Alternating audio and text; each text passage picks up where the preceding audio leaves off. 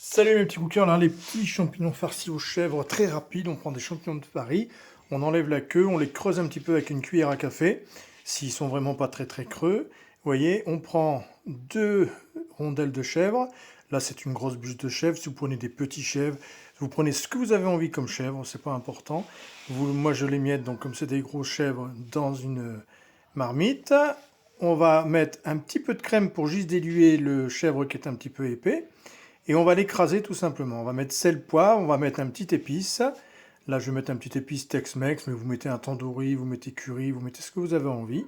Voilà, et on fait juste pour que ça reste quand même une sorte de petite purée, vous voyez, qui est quand même assez épaisse, hein, pour que ça tienne bien dans le champignon de Paris.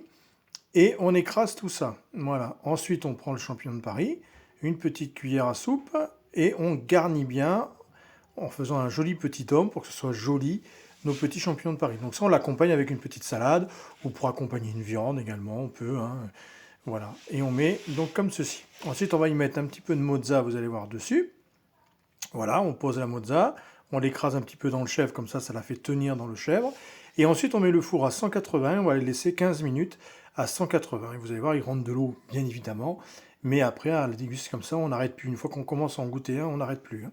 Donc voilà, et il n'y aura plus qu'à les déguster. Alors même en apéro, hein, je vous avoue que en petit apéro comme ça, c'est peut être sympa aussi également. Voilà.